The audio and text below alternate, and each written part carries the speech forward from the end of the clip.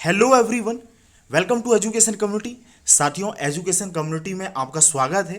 अभी तक हमने जो है पार्ट 2 कवर कर लिया है एनवायरनमेंट 365 का।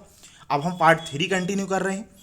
आगे बढ़ने से पहले मैं आप लोगों को एक पूर्व सूचना दे देता हूं। देखिए, जो यहाँ पर चैनल में कम्युनिटी पोस्ट है, वहाँ पर आप जाके डेली 5 से 8 क्वेश्चन होते हैं जो हमारे पुराने वीडियो पर बेस्ड होते हैं, तो आप उनको जाके सॉल्व कर सकते हैं। इस तरीके से आपको ये भी पता चलता जाएगा कि हाँ भाई, आपने कितना पढ़ा था और उसका कितना आप जो है आउटपुट में कन्वर्ट कर पाए। तो चलिए हम स्टार्ट करते हैं। देखिए, इसका जो पार्ट 2 था उसका लास्ट आर्टिकल था ग्लोबल इन्वायरमेंट फैसिलिटी काउंसिल के बारे में। उसी से संबंधित एक और जो फंड है, स्मॉल फंड है, स्मॉल कार्यक्रम है, ग्लोबल इन्वायरमेंट फैसिलिटी लघु अनुदान कार्यक्रम, यानी कि global environment facility small grants programme. तो भाई, ये प्रोग्राम स्टार्ट कब हुआ? तो ये 1992 में रियो पृथ्वी सम्मेलन के दौरान ही स्टार्ट हुआ था। फिर इसका उद्देश्य क्या है? तो उद्देश्य भाई, जो पर्यावरणीय वैश्विक पर्यावरणीय समस्याएं हैं, उनके समाधान के लिए जो स्थानीय स्तर पर अभिनव पहलें होती हैं, अभिनव उपाय होते हैं, उनको तकनीकी और वित्तीय सहायता मुहैया कराना इस प्रोग्राम के माध्यम से, ये इसका उद्देश्य है। अगर इसके क्रियान्वयन पक्ष की बात करें तो जैसे भारत में देखें तो ministry of environment, forest and climate change है, यूएनडीपी है, और एनर्जी एंड रिसोर्स इंस्टीट्यूट टेरी है, the energy and resource institute. तो ये इसको क्रियान्वित करता है और इसमें $50,000 तक का अनुदान जो है दिया जा सकता है। देखिए, अनुदान में ये बात होती है कि जैसे कि अगर ऋण के तौर पर पैसा दिया जाता है तो वो पैसा वापस करना होता है, लेकिन अनुदान एक प्रकार का गिफ्ट होता है, इसमें पैसा वापस नहीं करना होता है। नेक्स्ट जो हमारे फिर यहाँ से स्टार्ट होती हैं पहले, तो यहाँ पर ब्रीफ में दी गई हैं कुछ इनिशिएटिव्स हैं जिनके ऊपर क्वेश्चन पूछा सकते हैं। पहला हमारे सामने जो इनिशिएटिव है वो है major economies forum on climate energy. नाम से ही क्लियर हो रहा है, climate and energy, major economies forum on climate and energy. तो ये जो फोरम है ये 2009 में स्टार्ट हुआ था। उस समय के तत्कालीन राष्ट्रपति जो थे अमेरिका के, उन्होंने स्टार्ट किया था, बराक ओबामा। तो भारत इसका मेंबर है भाई। और इसमें ज़्यादातर बड़ी अर्थव्यवस्थाएं हैं जो उत्सर्जन के लिए जिम्मेदार हैं, ठीक है, कार्बन डाइऑक्साइड के उत्सर्जन के लिए, ग्रीन हाउस गैसेस के उत्सर्जन के लिए।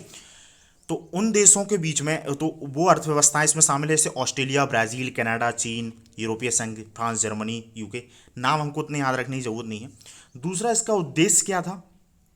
उद्देश्य इंपॉर्टेंट है और कब स्टार्ट हुआ और इसका पर्पस क्या है, भारत इसका मेंबर वगैरह है या किसी इस ऑर्गेनाइजेशन ने कोई अच्छी ऐसी बात करी थी कि जिसके ऊपर लगता है क्वेश्चन बन जाए। तो ऐसी 4-5 चीज़ें इंपॉर्टेंट होती हैं ये छोटे ऑर्गेनाइजेशन जो होते हैं। तो है क्या भाई इसका उद्देश्य कि जो प्रमुख जो विकसित कंट्री हैं जो उत्सर्जन के लिए जिम्मेदार हैं और विकासशील देश जो उत्सर्जन के लिए जिम्मेदार हैं, उनके बीच में एक कोऑर्डिनेशन के लिए, उनके बीच में वार्ता के लिए एक मंच उपलब्ध करवाना, इसका ये उद्देश्य था। हमने ये देख लिया कि भाई कौन कौन से देश इस प्रकार से शामिल है, किसकी पहल है। तो मेजर इकोनॉमीज फोरम है, इससे संबंधित है, कब स्टार्ट हुआ था। तो कई बार हमको ये देखना होगा कि अभी ये कार्यक्रम को कई बार वो बड़े एसोसिएशन से एसोसिएट कर देंगे कि भाई ये UNFCCC का एक हिस्सा है या ये ISA का, इंटरनेशनल सोलर अलायंस का एक हिस्सा है। तो आपको ये देखना है कि ये चीज़ नहीं होनी चाहिए। बाकी इसमें जो बात करी गई, कौन सी घोषणाएं करी गई, जैसे global methane pledge energy pathway की बात करी गई है। अब ये जो मीथेन प्लेज प्रोग्राम है, इसके बारे में हम पहले ही चर्चा कर चुके हैं, तो आप पहले वाले पार्ट्स को देखिए। फिर बाकी के भी जो कार्यक्रम हैं वो जनरल किस्म के हैं। फिर लाइफस्टाइल फॉर एनवायरनमेंट की बात करी गई है, तो इसमें हमने प्रॉपर पूरा एक आर्टिकल ही देख लिया है। तो फिर हमारे लिए यहाँ पर टाइम इन्वेस्ट करना ज़्यादा प्रॉफिटेबल नहीं होगा। नेक्स्ट जो यहाँ पर एक और ऑर्गेनाइजेशन है वो है world green economy summit. Sorry, यहाँ पर समिट जो है वर्ल्ड ग्रीन इकोनॉमी समिट। तो भाई ये कौन आयोजित करता है, ये कब बना वगैरह देखें। तो यहाँ पर ये पता चलता है कि ये जो WGES है, ये संयुक्त अरब अमीरात के नेतृत्व में हरित अर्थव्यवस्था पर अग्रणी वैश्विक मंचों में से एक है। ग्रीन इकोनॉमी को बढ़ावा देने के लिए UAE के नेतृत्व में बनाया गया है वर्ल्ड ग्रीन इकोनॉमी समिट, जो कि आयोजित किया जाता है। अब देखिए यहाँ पर ये न्यूज़ में क्यों आया, क्योंकि जो न्यूज़ में आया वो उसके माध्यम से हमको लंबे टाइम तक याद रहता है। तो हमारे जो ministry of environment, forest and climate change के जो मिनिस्टर हैं, उनने दुबई में इसमें हिस्सा लिया था। इसका जो सम्मेलन हुआ था, मंत्री स्तरीय सम्मेलन, उसमें हिस्सा लिया था। तो बस इसका यही है उद्देश्य की बात करें तो भाई हरित अर्थव्यवस्था और सतत विकास के एजेंडे को आगे बढ़ाना है। हरित अर्थव्यवस्था यानी कि इसमें कार्बन उत्सर्जन कम से कम हो या न्यूनतम हो या उत्सर्जन हो ही ना, जिसमें ग्रीन इकोनॉमी कुल मिला के जिसमें प्रकृति संरक्षण और सस्टेनेबल डेवलपमेंट हो, वो ये अर्थव्यवस्था में, हरित अर्थव्यवस्था में आ जाएगा। फिर इसके बाद अगर हम बात करें, जैसे कि अगर मैं इसी को थोड़ा सा एलोबरेट कर दूं कि मान के चलो कि भाई हमने बार बार एग्जांपल दिया है कि हम कोल है, जीवाश्म ईंधन है, उनसे एनर्जी प्रोड्यूस करते हैं, या हमारे जो पारंपरिक सोर्स हैं उसकी जगह हम नवीकरणीय सोर्सेस का अपनाएं, उस तरीके से एक हरित अर्थव्यवस्था का हम निर्माण कर रहे होते हैं। तीसरा एक और जो यहाँ पर छोटी जो यहाँ पर ऑर्गेनाइजेशन है वो है clean energy ministerial, clean energy ministerial, यानी कि एक प्रकार की एक मिनिस्ट्रियल कॉन्फ्रेंस टाइप की कुछ चीज़ होगी। तो यहाँ पर ये क्या है भाई, ये CEM जो है 29 सदस्य देशों का एक उच्च स्तरीय वैश्विक मंच है। अब ये ऐसे सदस्य क्या है, ये ऑर्गेनाइजेशन ऐसे बहुत सारे आते हैं, हमको ये ध्यान रखना है कि भाई ये ऑर्गेनाइजेशन है, भारत इसका मेंबर है, और इसका पर्पस क्या है।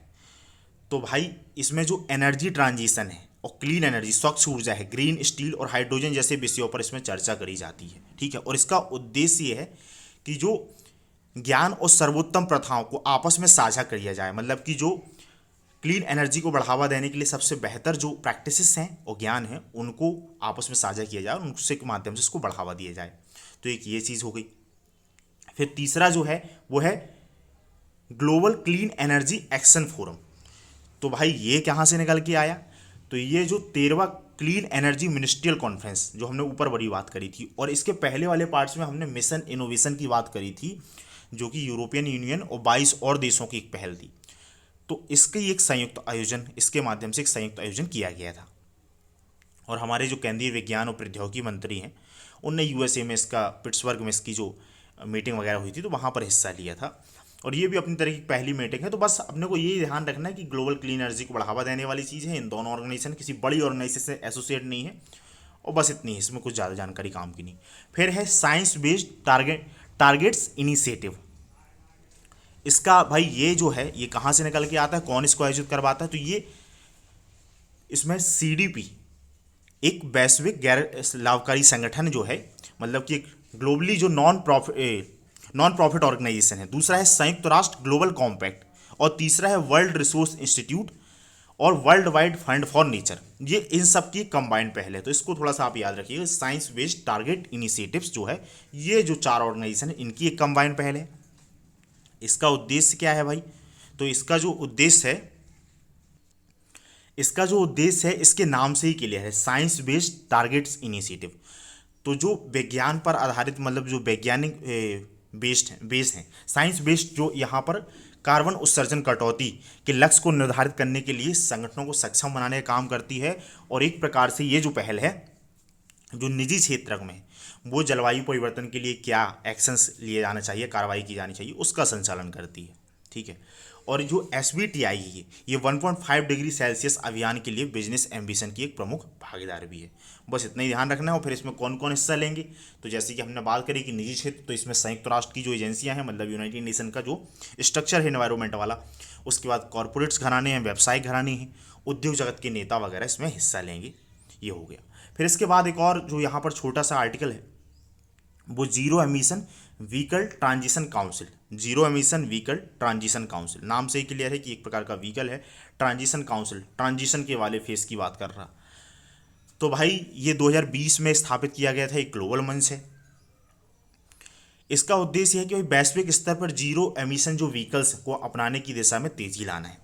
ऐसे व्हीकल्स जो कार्बन डाइऑक्साइड का जीरो एमिशन करते हैं वो। अब जैसे इलेक्ट्रॉनिक व्हीकल्स वगैरह हम अपना लें, और फिर इलेक्ट्रॉनिक व्हीकल्स में भी जो हम एनर्जी यूज़ कर रहे हैं वो भी ग्रीन एनर्जी हो, तो हम ये कह सकते हैं कि भाई वो जीरो एमिशन व्हीकल्स हैं। अब ये न्यूज़ में इसलिए आया था भाई कि भारत की ओर से जो नीति आयोग के प्रतिनिधित्व मंडल ने जो है ZEVTC के जो 4th इसके जो मिनिस्ट्रियल डायलॉग हुआ था उसमें हिस्सा लिया था। इसके बाद क्या है कि इसमें दुनिया भर के सबसे बड़े ऑटोमोबाइल जो बाजार वाले देशों के मंत्री और प्रतिनिधि जो हैं उनके लिए एक संयुक्त मंच उपलब्ध कराता है, ताकि वो वहाँ पर डिस्कस कर सकें और हम ऐसे व्हीकल्स का निर्माण करें जो जीरो एमिशंस करते हैं। इसके बाद जो आगे एक और पहल है वो है leaders in climate change management. Leaders in climate change management, तो ये जो पहल है ये राष्ट्रीय शहरी कार्य संस्थान यानी कि NIUA और वर्ल्ड रिसोर्स इंस्टीट्यूट WRIA ने संयुक्त रूप से इसकी घोषणा करी है। ये है क्या, जैसे कि नाम से ही क्लियर है भाई कि leaders in climate change management. तो ये एक प्रकार का अभ्यास आधारित प्रैक्टिस बेस्ड लर्निंग प्रोग्राम है, सीखने वाला एक प्रोग्राम है। और इसका लक्ष्य क्या है, फिर से नाम से क्लियर है कि भाई हमको जलवायु परिवर्तन से निपटने के लिए उसके लिए जो लीडर्स की ज़रूरत है, तो शहरी जो प्रोफेशनल्स हैं, अर्बन रहने वाले प्रोफेशनल, उनके अंदर वो वाली लीडरशिप स्किल्स को डेवलप करना, और उसके लिए ये अभ्यास आधारित लर्निंग प्रोग्राम है। तो ये चीज़ हो गया। फिर भारत में जो प्रशासनिक प्रशिक्षण संस्थान ATI मैसूरू है, वो LCCM कार्यक्रम का एक पहला डिलीवरी पार्टनर बना हुआ है, ये याद रखनी है। फिर उसके बाद ग्रीन इवेंट टूल आ जाती है, ग्रीन इवेंट टूल, ठीक है। अब नाम से पता चल रहा कि भाई ग्रीन इवेंट, कोई इवेंट से संबंधित कोई टूल होगी, उसमें कुछ ना कुछ बात करी जा रही होगी कोई, और ग्रीन इवेंट मैनेजमेंट टूल है, यानी कि पर्यावरण के संरक्षण को ध्यान में रखते हुए। तो ये है क्या चीज़? Gulf organization for research and development, यानी कि GORD, UNFCCC सेक्रेटरीट, यूनेप ने एक ऑनलाइन ग्रीन इवेंट टूल का अनावरण किया है, एक ऑनलाइन ये GET का अनावरण किया है। और इसके माध्यम से क्या है कि पर्यावरण के अनुकूल आयोजन इवेंट्स की सुविधा प्रदान करना है। मतलब जो भी हम इवेंट्स वगैरह आयोजित करवाते हैं वो इस तरीके से हों कि वो पर्यावरण के अनुकूल हों, क्योंकि इंटरनेशनल लेवल में बहुत बड़े बड़े इवेंट्स होते हैं। तो बस ये इतना ही ध्यान रखना है। इसके बाद जो इन्फॉर्मेशन है वो उतनी काम की नहीं है हमारे लिए। फिर इसके बाद जो है नेक्स्ट जो हमारे सामने पहल है वो है ग्लोबल क्लाइमेट ऑब्जर्विंग सिस्टम। तो जो ग्लोबल क्लाइमेट ऑब्जर्विंग सिस्टम कार्यान्वयन योजना 2022 है, ये विश्व मौसम विज्ञान संगठन यानी कि WMO के द्वारा जारी की गई थी। तो फिर ये हमारे लिए इंपॉर्टेंट हो जाता है, क्योंकि एक बड़े संगठन से ये एसोसिएटेड है। और इसका उद्देश्य क्या है भाई? नाम ही से क्लियर है कि ग्लोबल क्लाइमेट ऑब्जर्विंग सिस्टम, यानी कि पृथ्वी के अवलोकन और सुधार की आवश्यकता वाले क्षेत्रों में व्याप्त कमियों की पहचान करना है। फिर इसके सह प्रयोजक कौन से हैं, तो थोड़ा सा आप देख सकते हैं। बाकी इसका उद्देश्य ये है, और ये संगठन की इस योजना है, कार्यान्वयन योजना है WMO की, इतनी बात ध्यान रखनी है। अगर हम इसके सह प्रयोजकों की बात करें तो WMO है, यूनेस्को है, यूनेप है और ISC है। बाकी ऊपर की जो 2 लाइनें आप इतना ही याद रखिए, हमारा काम चल पड़ेगा। फिर नेक्स्ट जो हमारे सामने न्यूज़ आइटम है यहाँ पर, वो global alliance for industry decarbonisation, यानी कि ऐसा अलायंस है कि जो इंडस्ट्रियल सेक्टर से कार्बन होता है उसको डीकार्बोनाइजेशन करना है, ये काम करना है। तो भाई ये किसके द्वारा स्थापित किया गया है, किसके द्वारा ये पहल शुरू? तो इसमें क्या है कि जो अंतर्राष्ट्रीय अक्षय ऊर्जा एजेंसी है, इंटरनेशनल रिन्यूएबल एनर्जी एजेंसी जो है, ये एजेंसी और इसके जो संस्थापक साझेदार पार्टनर्स हैं, जैसे कि siemens energy and Tata steel व जिंदल स्टील वर्क वगैरह, तो ऐसी बड़ी 13 कंपनियों ने मिलकर ये global alliance for industry decarbonisation को स्थापित किया है। अब ये है क्या कि जो बड़ी बड़ी कंपनियां हैं जो कार्बन उत्सर्जन के लिए ज़्यादा कार्बन उत्सर्जन के लिए जिम्मेदार है, जैसे टाटा स्टील कंपनियां हैं, सीमेंट कंपनियां हैं, तो उनकी एक पहल है। और डीकार्बोनाइजेशन का मतलब क्या है, डीकार्बोनाइजेशन या विकार्बनीकरण का मतलब क्या है कि भाई जो मानव गतिविधियों की सतह से वायुमंडल में होने वाला कार्बन डाइऑक्साइड उत्सर्जन को कम करने की प्रक्रिया, जैसे कि हम बोलते हैं कि वनीकरण है, तो उसका डिफॉरेस्ट हो जाता है। जो वनीकरण है तो उसको कई बार निर्वनीकरण होते हैं, वो नेगेटिव सेंस में होता है। तो यहाँ पर जो कार्बनाइजेशन हो रहा है ना, कि कार्बन का ज़्यादा से ज़्यादा उत्सर्जन हो रहा, उस प्रक्रिया को कम करना है, धीमा करना है, वो भी कार्बनाइजेशन की प्रक्रिया कहला जाएगी, कार्बन उत्सर्जन कम करने की प्रक्रिया। तो बस अपने को इतना ही ध्यान रखना है। फिर इसके बाद जो है जो नेक्स्ट सेगमेंट है वो क्लाइमेट मिटिगेशन एंड एडॉप्टेशन के बारे में है। तो यहाँ पर जो पहला न्यूज़ आइटम है हमारे सामने, वो भारत ने अपने अपडेटेड राष्ट्रीय स्तर पर निर्धारित योगदान को फिर से UNFCCC के सामने रखा हुआ है। यानी कि इंडिया के जो NDC लक्ष्य हैं उनके सामने में कुछ अपडेटेड लक्ष्य रखे हुए, उनके ऊपर आर्टिकल आया हुआ है। तो सबसे पहले तो ये नेशनल डिटरमाइंड कॉन्ट्रीब्यूशन क्या है, इसके बारे में हम देखते हैं। देखिए, जो पेरिस क्लाइमेट एग्रीमेंट है जो कि 2015 में साइन हुआ UNFCCC के अंडर में, और उसके पहले क्योटो प्रोटोकॉल था। तो इसमें क्या है, जितने भी देश हैं उनको अपना एक निर्धारित कि हम इतना उत्सर्जन कम करेंगे, एक समयबद्धता सीमा के साथ उसको रखना होता है।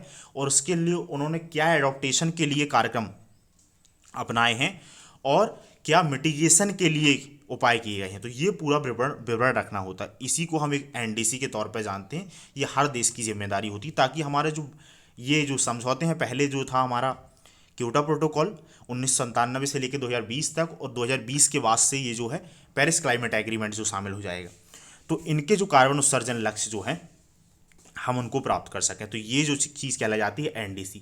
अब भारत का जो अपडेटेड NDC के बारे में, इसके बारे में अगर हम बात करें, तो ये जो भारत का अपडेटेड NDC है वो भारतीय परिस्थितियों और साझा लेकिन विभेदित उत्तरदायित्व, तथा संबंधित क्षमताओं, यानी कि common but differentiated responsibilities and related capabilities, इस सिद्धांत पे काम करता है कि हाँ भाई, हमको जो ग्लोबल कार्बन उत्सर्जन है उसको लिए तो कमी करनी ही मिलेगी, लेकिन हमारा जो है भाई डेवलप कंट्री ने ज़्यादा किया है तो वो ज़्यादा उत्सर्जन के लिए वो है, और हम अपनी, एक तो हमने कम कार्बन उत्सर्जन किया है तो हम उस हिसाब से अपने उत्सर्जन टारगेट रखेंगे। अभी तक हमने उतना ज़्यादा उत्सर्जन के लिए रिस्पॉन्सिबल नहीं है हिस्टोरिकली। और दूसरी बात, हम अपनी क्षमता अनुसार करेंगे, तो इस बेस पे आधारित है। इसके बाद अगर हम आगे बढ़ें तो इसमें क्या है कि 2015 में एनडीसी के 3 मात्रात्मक लक्ष्यों में निम्नलिखित में से 2 को अपडेट किया गया है क्या कि जो ग्लासगो में COP26 शिखर सम्मेलन आयोजित किया गया था UNFCCC का, तो उसी में भारत ने अपने 2 जो लक्ष्य हैं, जो मात्रात्मक लक्ष्य हैं, उसको अपडेट कर दिया है। तो हम देखिए यहाँ पर से जो है सीधे इस टेबल के माध्यम से देख लेते हैं, इसमें ज़्यादा स्पष्टता से साथ दिया गया है। यहाँ पर है कि भारत के राष्ट्रीय स्तर पर निर्धारित योगदान मतलब क्या था। तो पहले हमने ये निर्धारित किया था कि 2030 तक हमारा जो लक्ष्य था, जो हमने 2015 में निर्धारित किया था, कि जीडीपी के संदर्भ में हम जितनी उत्सर्जन, कार्बन उत्सर्जन की जो तीव्रता है, उसको हम 2005 के लेवल से 2030 तक 33 से 35% तक कम करेंगे। तो हमने टारगेट रखा है कि नहीं भाई, हम जो है 2005 के लेवल पर 2030 तक 45% की कमी करेंगे। और अभी जो प्रोग्रेस की अगर हम बात करें तो अभी हमने 28% के लक्ष्य को प्राप्त कर लिया है।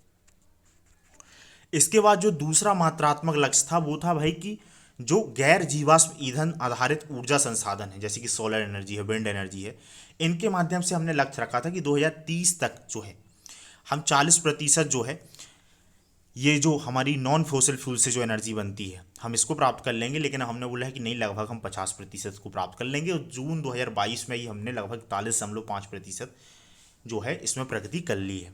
तीसरा जो हमारे यहाँ पर कार्बन सिंक का निर्माण करना था, यानी कि जो कार्बन को एब्जॉर्ब करने वाले जो क्षेत्र हैं, जैसे कि कुल मिला के फॉरेस्ट जैसे लगाने की बात है, तो वहाँ पर ये था कि हम 2015 में हमने टारगेट फिक्स किया था कि 2.5 से 3 बिलियन टन कार्बन डाइऑक्साइड के बराबर का हम जो है कार्बन सिंक का निर्माण करेंगे। तो इसमें कुछ बदलाव नहीं किया गया है, उसमें इतनी ही बात करी गई है। फिर यहाँ पर क्वालिटेटिव टारगेट्स जो है, गुणात्मक लक्ष्य हैं, उनके बारे में जो टारगेट रखे गए हैं वो ऑलमोस्ट सिमिलर है। मैं आपको यहाँ पर जल्दी से पढ़ के बता देता हूँ कि भाई भारतीय परंपरा और मूल्यों के संरक्षण पर आधारित जीवन यापन के लिए एक स्वस्थ व संधारणीय तौर तरीकों को आगे बढ़ाना। तो हमने बोला कि हाँ भाई हम ऐसा काम करेंगे। अब उसमें क्या है कि नंबर फिक्स थे कि हाँ भाई इतना करना ही है, लेकिन इसमें क्या है, इसमें बस हमने बोल दिया कि हाँ भाई हम करेंगे, ये आपको क्वालिटी में देखने को मिलेगा कि हम काम कर रहे हैं। तो ऐसी वाली बात है। और इसी के लिए फिर हमने क्या किया है कि भाई उसी के लिए हमने लाइफ स्टाइल मिशन लाइफ वगैरह स्टार्ट किया है कि इन्हीं बातों को रखने के लिए। फिर क्या है कि जलवायु अनुकूल और स्वच्छ मार्ग को अपनाने के लिए को हम अपनाएंगे। जलवायु परिवर्तन के लिए 6 नंबर पर बेहतर अनुकूलन क्षमता प्राप्त करना है। ऐसे क्षेत्रों में सुवेद क्षेत्र जो है, कृषि क्षेत्र है, जल संसाधन है, हिमालय क्षेत्र है, तटीय क्षेत्र है, स्वास्थ्य क्षेत्र है। तो ये कॉमन से स्टेटमेंट है कि हाँ भाई ये चीज़ है, इसमें कोई ऐसे टारगेट बेस नहीं है। तो बस हमको ध्यान रखना है यहाँ ये सभी सेक्टर में, क्योंकि अगर ऐसा कोई स्टेटमेंट आता तो आप वैसे भी पॉजिटिव स्टेटमेंट मान के आप उसको क्लिक कर देंगे कि हाँ भाई ये चीज़ हो जाएगी। तो प्रीलिम्स में हमको ऐसे स्मार्टली भी करना होता है, अदरवाइज हमारे एफर्ट काफ़ी ज़्यादा हो जाएंगे और एफर्ट जो है उसका डुप्लीकेशन भी होगा और शायद हमको उतना फ़ायदा नहीं मिले। फिर जो नेक्स्ट जो हमारे सामने न्यूज़ आइटम है, इसमें क्या है कि अनुकूलन अंतराल रिपोर्ट जो है वो यूनेप के द्वारा जारी की गई है और इसका शीर्षक है too little too slow, climate adaptation failure puts world at risk. तो कुल मिला के पहला क्वेश्चन तो यही बन जाता है कि भाई अनुकूलन अंतराल रिपोर्ट जो है ये किसके द्वारा रिलीज़ करी जाती है। तो ये जो है यूनेप के द्वारा रिलीज़ करी जाती है। अब देखिए इसमें कुल मिला के ये बताया गया है इस रिपोर्ट में कि हमको जो एडॉप्टेशन के लिए जो फंड वगैरह चाहिए है ना, जो हमने पेरिस क्लाइमेट एग्रीमेंट में फिक्स किया था कि हर साल जो डेवलप्ड कंट्रीज़ हैं, विकसित जो राष्ट्र हैं, वो $100 बिलियन देंगे डेवलपिंग कंट्रीज़ को टेक्नोलॉजिकल एडवांसमेंट के लिए और टेक्नोलॉजी ट्रांसफ़र के तौर पे देंगे, या वो अपनी कार्बन उत्सर्जन क्षमताओं या जो कुल पावर प्लांट्स वगैरह हैं उनको और दक्ष वगैरह बना सकें ताकि हमसे कम कार्बन का उत्सर्जन हो। तो इसमें बताया गया कि 2020 के लेवल में क्या है, इसमें लगभग कम से कम $17 बिलियन जो है इसमें कमी थी। तो ये एडॉप्टेशन को लेके हम जो है वो लक्ष्य प्राप्त नहीं करवा पा रहे हैं। तो ये सिंपल सी बात करिए, कॉमन बात है। फिर हम सबसे इंपॉर्टेंट यहाँ पर चीज़ बन जाती है कि यूनाइटेड, एक तो हमने वो रिपोर्ट के बारे में बात कर ली, हमारे लिए इंपॉर्टेंट है कि संयुक्त राष्ट्र पर्यावरण कार्यक्रम के बारे में हम देखें। तो इसकी जो उत्पत्ति होती है तो मानव एवं पर्यावरण पर जो संयुक्त राष्ट्र सम्मेलन स्टॉकहोम सम्मेलन जो है 1972 में है, उसमें इसको एक अंतर सरकारी संगठन के तौर पर स्थापित किया जाता है।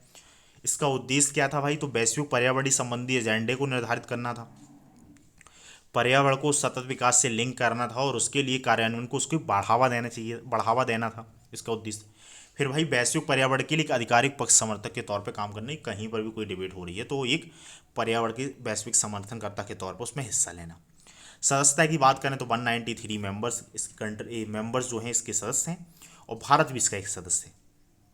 हेडक्वार्टर की बात करें तो उसका हेडक्वार्टर जाएगा अफ्रीका, और अफ्रीका के में भी केन्या के अंदर नैरोबी में आ जाएगा। उसके बाद जो अन्य कुछ महत्वपूर्ण बात करें तो इस सतत विकास के लिए संयुक्त राष्ट्र का एजेंडा जो है 30 है, उसके अंतर्गत में काम करता है। संरचना की बात करें तो इसकी एक अध्यक्षता और एक कार्यकारी निदेशक द्वारा की जाती है। इसकी अध्यक्षता एक कार्यकारी निदेशक के द्वारा करी जाती है। और यूनेप जो है, ये जो बॉडी है यूनाइटेड नेशन एनवायरनमेंट प्रोग्राम, ये जो इसकी जो भी इनकम होती है तो 95% इसकी जो इनकम होती है वो वॉलंटरी कॉन्ट्रीब्यूशन से होती है। जो सरकारें हैं वो इसमें एक प्रकार से उनकी स्वेच्छा के अनुसार पैसा जमा करा देती हैं, इतना पैसा हमने दे रहे हैं इसके लिए। कोई ऐसे बाध्यकारी एग्रीमेंट नहीं है या कोई फंडिंग मैकेनिज्म स्पेशल बनाया नहीं है इसके लिए। फिर ये क्या है कि ये बहुपक्षीय पर्यावरणीय समझौता और अन्य संस्थाओं के लिए एक सचिवालय के तौर पर भी काम करता है। बहुत सारे जो पर्यावरणीय एग्रीमेंट्स हैं उनके लिए एक सेक्रेटरीट की तरह भी काम करता है। तो ऐसे कौन कौन से जो यूएनएफ के द्वारा प्रशासित समझौते हैं? तो पहला है भाई वन्य जीवों एवं वनस्पतियों की संकटापन्न प्रजातियों के अंतर्राष्ट्रीय व्यापार पर कन्वेंशन, जिसको हम साइट्स के तौर पे जानते हैं। अब आने वाले टाइम पे क्या है कि जब हम बायोडाइवर्सिटी वाले सेगमेंट में पहुंचेंगे तो इन सब के बारे में वहाँ भी चीज़ें मिल जाएंगी, तो वहाँ पर डिटेल से कवर कर लेंगे। तो साइट्स जो है 1993 में आए थे कन्वेंशन, इसको इम्प्लीमेंट करने इसके लिए एक गवर्निंग बॉडी का काम करता है। वॉन कन्वेंशन है जिसको हम CMS के तौर पर जानते हैं कि कन्वेंशन ऑन माइग्रेटरी स्पेसीज, प्रवासी जो पक्षी हैं उनके लिए सम्मेलन है वॉन कन्वेंशन 1979, इसका जो है एक गवर्निंग बॉडी है। तीसरा है भाई कि ओजोन परत के लिए संरक्षण पर वीना कन्वेंशन 1985 है।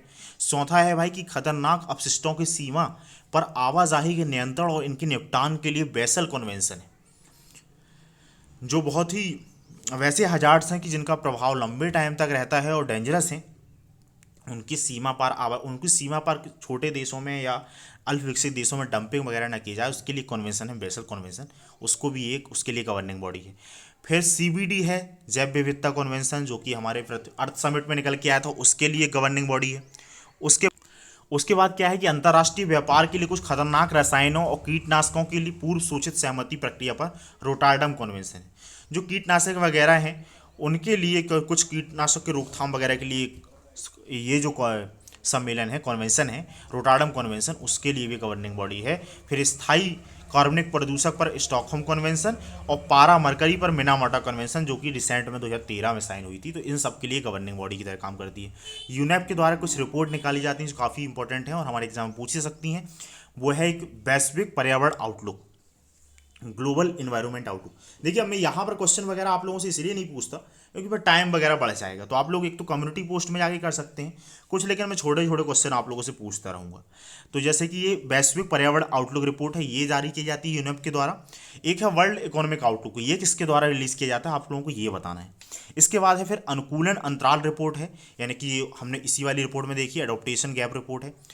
ट्रिपल इमरजेंसी की रिपोर्ट है और cooling emission and policy synthesis report अंतर्राष्ट्रीय ऊर्जा एजेंसी और यूनेप के द्वारा जारी की जाती है। आखिरी वाली है जो इंटरनेशनल एनर्जी एजेंसी और यूनेप के द्वारा संयुक्त रूप से प्रकाशित की जाती है। शुरू के 3 जो है यूनेप के द्वारा जारी की जाती है।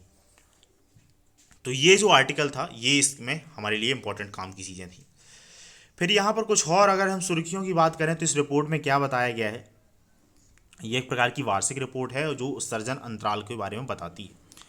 यहाँ पर देखिए कीवर्ड्स है उत्सर्जन अंतराल। तो उत्सर्जन अंतराल क्या है कि भाई GHG उत्सर्जन को कम करने के लिए अलग अलग देशों के द्वारा जो प्रतिबद्धताएं दोहराई गई हैं ताकि इस सदी के अंत तक वैश्विक तापमान 2 डिग्री सेल्सियस और अधिमानता हो सके तो 1.5 डिग्री सेल्सियस से नीचे बनाए रखने के लिए आवश्यक अनुमानित कटौती के बीच में अंतर है। मतलब मान के चलिए कि किसी एक देश ने 100 मिलियन मीट्रिक टन कार्बन वगैरह उत्सर्जन का टारगेट रखा, कोई छोटे द्वीपीय देश ने, और वो कर ही पाया 80, तो 20 का जो अंतराल आ गया तो वो इसमें उत्सर्जन अंतराल आ जाएगा, ये चीज़ है। फिर यहाँ पर कुछ और जो तथ्यात्मक जानकारी हमारे काम की बन सकती है वो है भारत तीसरा सबसे बड़ा जीएचजी उत्सर्जक है। हालांकि भारत का प्रति व्यक्ति जो औसत कार्बन उत्सर्जन है वो 2.4 टन कार्बन डाइऑक्साइड के बराबर है, जो कि वैश्विक औसत की तुलना में काफ़ी कम है। यहाँ पर एक और चीज़ बताई गई है, जैसे हम इक्वालिटी की बात करते हैं तो यहाँ पर कार्बन उत्सर्जन में सबसे टॉप के 50%, टॉप के जो परिवार हैं 50%, और जो बॉटम के 50% आबादी है उनके बीच में यहाँ पर कुछ दिखा के ऐसे डेटा बताने, तो वो हमारे लिए ऐसे तो काम का नहीं है, क्वेश्चन पूछा जाए। फिर देखिए नेक्स्ट जो न्यूज़ आइटम है हमारे सामने, तो यहाँ पर carbon capture utilisation and storage से संबंधित है।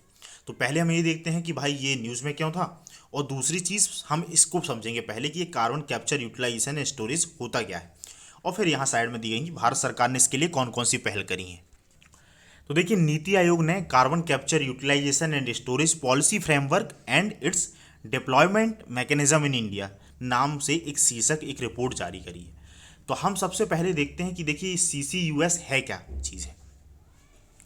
देखिए होता क्या है कि अलग अलग जो गतिविधियां हैं, चाहे वो हम व्हीकल्स का यूज़ कर रहे हों, पेट्रोल या डीजल वाले व्हीकल्स का यूज़ कर रहे हों, या तो हम क्या है थर्मल पावर प्लांट्स हों, स्टील प्लांट्स हों, या सीमेंट की फैक्ट्रियां हों, जहाँ से भी कार्बन का उत्सर्जन होता है। तो दूसरा तो ये एक तरीका है कि भाई हम कार्बन सिंक का निर्माण करें। कार्बन सिंक का हम ज़्यादा से ज़्यादा फॉरेस्ट वगैरह लगाएं ताकि जो है वो अतिरिक्त कार्बन को सोख ले, और ग्लोबल जो ग्रीन हाउस गैसेस हैं उसमें जो है CO2 का उत्सर्जन कम हो, ताकि वो उत्सर्जन अगर कम होगा तो ग्लोबल वार्मिंग को हम बैलेंस लेवल पर बना के रख पाएंगे, या जो हम प्री इंडस्ट्रियल लेवल का हमारा जो लक्ष्य है वहाँ तक पहुँचेंगे।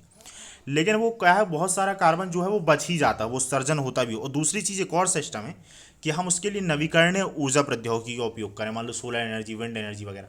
लेकिन कुछ ऐसे सेक्टर हो सकते हैं कि वहाँ से कार्बन उत्सर्जन हो ही, तो फिर उसके लिए क्या है, ये carbon capture utilisation and storage हम टेक्नोलॉजी का उपयोग करते हैं। तो इसमें करते क्या है, जहाँ से भी इंडस्ट्री होती है या नेचर से, यहाँ पर ये फ्लो डायग्राम एक आप देख पाएंगे, यहाँ पर हम कैप्चर करते हैं। कुल मिला के जो एक्स्ट्रा कार्बन रिलीज हुआ है, जो भी कार्बन रिलीज हुआ हम उसको पकड़ते हैं इंडस्ट्री वगैरह से, बिजली पावर थर्मल पावर प्लांट्स हो सकते हैं या स्टील प्लांट्स हो सकते हैं, जहाँ से भी हमने कार्बन को इकट्ठा किया।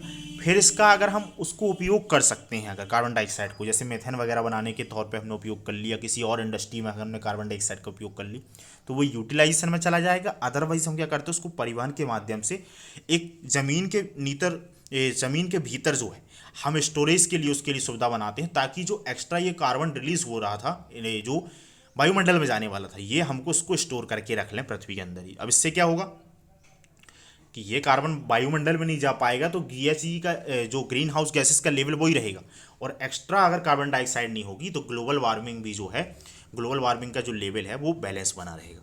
तो इस तरीके से ये कार्बन जो है, ये कार्बन कैप्चर एंड स्टोरेज जो चीज़ होती है इसका काम करती है। इसका मुद्दा यही था। अब थोड़ा सा अगर हम टेक्निकली बात देखें तो भाई देखो क्या है, फ्लू गैस और वायुमंडल में CO2 को हटाने के लिए की तकनीकें शामिल है, कि जो फ्लू गैसेस वगैरह निकलती हैं कोई भी इंडस्ट्री वगैरह से, जो अलग अलग टाइप की गैसेस होती हैं उनको फ्लू गैस बोल देते हैं, और CO2 वगैरह जो निकलती है उसको हटाने के लिए तकनीक है। और इसको हटाने के लिए खनिजीय, जैविक और रासायनिक उपयोग के लिए उसका पुनर्चक्रण किया जाता है। तो ये एक प्रकार से रिसाइकलिंग की प्रक्रिया भी है, क्योंकि हमने यहाँ पर देखा कि जो उपयोग हो रहा था वो रिसाइकलिंग में आ जाएगा, सॉरी। और दूसरी चीज़ कि यहाँ पर जैसे कोयला है, तेल है, प्राकृतिक गैस है, लकड़ी है, या किसी अन्य जीवन उद्योग भट्टी, विद्युत संयंत्र के ताप उत्पन्न करने वाले बॉयलर, अन्य बड़े दहन उपकरण इत्यादि में जलाया जाता हो, फ्लू गैसेस उत्पन्न होती हैं। तो फ्लू गैसेस का मतलब वही था, जब हम ये पूरी प्रक्रिया करते हैं उससे फ्लू गैसेस, जो गैसेस निकलती हैं उसको फ्लू गैस बोल देते हैं। इसमें क्या है कि CCU तकनीक का उपयोग करके फिर जो CO2 को हमने कैप्चर किया है वो ईंधन बनाने में, जैसे कि मेथेन और मेथेनॉल के बनाने में, रेफ्रिजरेंट में, निर्माण सामग्री इत्यादि में उपयोग किया सकता है। तो उसी वाली बात है, हमने जो कॉन्सेप्ट समझा। अब इसके बाद देखिए यहाँ पर दो बातें हैं कि ये कार्बन को स्टोरेज किया जाता है, तो इसमें अलग अलग टाइप के सॉल्वेंट्स या विलायक का यूज़ किया जाता है। जैसे कि रासायनिक विलायक का उपयोग कब किया जाता है, जहाँ पर CO2 की मात्रा कम होती है और दाब भी निम्न होता है, वैसे संयंत्रों के लिए जो है वहाँ पर हम रासायनिक विलायक का यूज़ करते हैं। फिर जहाँ पर CO2 की सांद्रता जो है अधिक होती है और दबाव, जो गैस का दबाव होता है वो भी, वहाँ पर प्रवाह जो है गैस का दबाव वगैरह, या आप कुल मिला के कह सकते हैं कि प्रेशर भी उच्च होता है, वहाँ पर हम जो है भौतिक विलायक का यूज़ कर सकते हैं। फिर इसके बाद अवशोषण करना, अवशोषित करने का। तो जहाँ पर क्या है कि ये तकनीक जो है, ये वाली जो अवशोषण वाली तकनीक है, जहाँ पर मध्यम से उच्च दबाव और मध्यम से CO2 सांद्रता वाली स्थिति होती है, तो वहाँ पर जो है जैसे steam, methane, reforming flue gas इत्यादि, तो वहाँ पर हम इसका यूज़ कर लेते हैं। फिर क्रायोजेनिक पृथक्करण है। क्रायोजेनिक में क्या होता है कि भाई यहाँ पर हम उसको लिक्विड के फॉर्म में कुछ कन्वर्ट कर सकते हैं, बहुत ज़्यादा हमको प्रेशर बढ़ा के उसको रखना पड़ेगा। तो यहाँ पे क्या है, तकनीक को यहाँ प्राथमिकता दी जाती है, यहाँ पर विद्युत की लागत सस्ती होती है, तो ये चीज़ें होती हैं। इसके बाद भारत की क्या क्या पहल है कार्बन कैप्चर एंड स्टोरेज को लेके। तो देखिए, राष्ट्रीय उत्कृष्टता केंद्र IIT बॉम्बे, यानी कि वर्तमान मुंबई IIT बॉम्बे, और बेंगलुरु के जवाहरलाल नेहरू उन्नत वैज्ञानिक अनुसंधान में CCUS के 2 राष्ट्रीय उत्कृष्टता केंद्रों की स्थापना करी गई है। एक काम तो ये है, ये करते क्या है भाई, ये अपने डोमेन में अनुसंधान, विकास और नवाचार इत्यादि को बढ़ावा देते हैं। किस तरीके से हम इसमें कार्बन कैप्चर, स्टोरेज है, इसका जो एटलस वगैरह बना के किस और बेहतर तरीके से हम इसका काम कर सकते हैं। फिर CCUS पर जो है मिशन इनोवेशन चैलेंज है। इसका उद्देश्य क्या है, विद्युत संयंत्रों और कार्बन गहन उद्योगों से लगभग शून्य CO2 उत्सर्जन क्षमता प्राप्त करना है। CCS है तकनीकों में तेजी लाना है, ACT वगैरह। इसका पहल का उद्देश्य अनुसंधान एवं विकास नवाचार में सुविधाजनक बनाना है, ताकि सुरक्षित और लागत प्रभावी CCUS तकनीकों का विकास हो सके। तो ये 3 पहल हैं जो भारत सरकार इसके लिए कर रही है। नेक्स्ट जो हमारा न्यूज़ आइटम है वो यहाँ पर यूनिफॉर्म कार्बन ट्रेडिंग मार्केट के बारे में। तो सबसे पहले हम बात करें कि भाई ये न्यूज़ में क्यों आया था। तो क्या है, केंद्र सरकार ने कार्बन ट्रेडिंग योजना के कार्यान्वयन पर विचार कर रही है। एक कार्बन ट्रेडिंग योजना के कार्यान्वयन पर विचार कर रही है, जिसमें से कार्बन ट्रेडिंग से संबंधित सभी व्यवस्थाओं को अपने में समाहित कर लेगी। मतलब एक प्रकार की single unit carbon trading platform तरीके बनाए जाने हैं, इस तरीके से कुछ बात हो रही है। तो हमारे लिए सबसे इंपॉर्टेंट चीज़ जो आती है कि भाई ये कार्बन बाजार या कार्बन ट्रेडिंग क्या होती है। इसी को कई बार हम कैप एंड ट्रेड व्यवस्था प्रणाली भी बोल देते हैं। तो ये कैसे काम करती है, देखिए, जैसे कि हमने पहले से देखा कि हर देश को एक अपने निर्धारित जो NDC लक्ष्य हैं उसके अकॉर्डिंग कार्बन का उत्सर्जन करना होता है। यहाँ पर मैं आपको 2 एग्जांपल देता हूँ। जैसे यूरोप की एक कंपनी है और जो स्टील बनाती है, और इंडिया में है कोई जिंदल स्टील वगैरह है, ये कंपनी बनाती है। अब दोनों के ऊपर का ये हमने ग्लोबली लक्ष्य निर्धारित किया है कि 200 मिलियन मीट्रिक टन करीब हमको जो है कार्बन उत्सर्जन कम करना है। तो इसमें क्या होता है कि हमने 100 दोनों को टारगेट दिए। एक मैं रफली एग्जांपल दे रहा हूँ।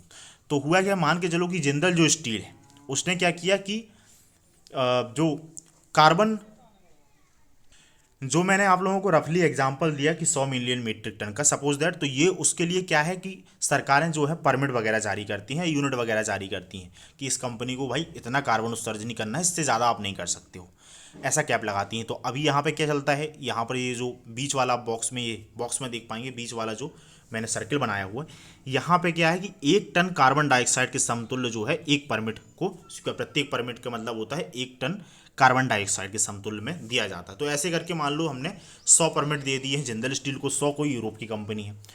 अब है क्या कि इनको 100 का टारगेट दिया गया, तो जिंदल स्टील ने क्या किया, 80 ही रिलीज़ किया, 80 यूनिट ही कार्बन को रिलीज़ किया, और 20 यूनिट उसके पास एक्स्ट्रा बच गए।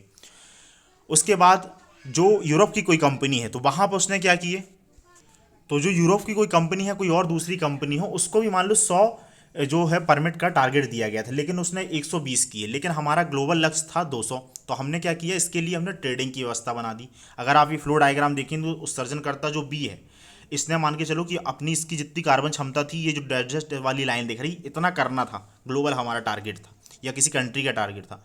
तो यहाँ पर एक कंपनी ने क्या किया, उससे कम किया है। तो यहाँ पर ये जो ब्लू वाला जो रीजन दिख रहा है आप लोगों को, ये इतना, मतलब उसके पास ज़्यादा परमिट है। तो ये परमिट जो है अपने ये बेच देगा किसको, उत्सर्जनकर्ता ए को या यूरोप की कंपनी को, जो मैंने एग्जांपल दिया था। तो इससे क्या होगा, 2 बात हो जाएगी, एक तो हम ग्लोबल जो हमारा लक्ष्य है उसको प्राप्त कर लेंगे, और दूसरा क्या है कि जो उत्सर्जन करता है उसको प्रोत्साहन भी मिलेगा कि भाई मेरे को कम कार्बन उत्सर्जन करना है। और धीरे धीरे इस कंपनी को भी समझ में आया कि नहीं भाई हमको इसको एक्स्ट्रा पे करना पड़ेगा, तो धीरे धीरे कम करना है। तो ये पूरी हमने कार्बन ट्रेडिंग की व्यवस्था बनाई है। और इससे क्या होता है कि जो डेवलपिंग कंट्रीज़ हैं, ये जो छोटी कंट्री हैं, तो उनने इस तरीके से कार्बन सिंक वगैरह का निर्माण किया, अगर फॉरेस्ट वगैरह लगा के, तो उस तरीके से वो फ़ायदा उठा सकती हैं। तो ये पूरी प्रक्रिया कार्बन ट्रेडिंग कहलाई जाती है।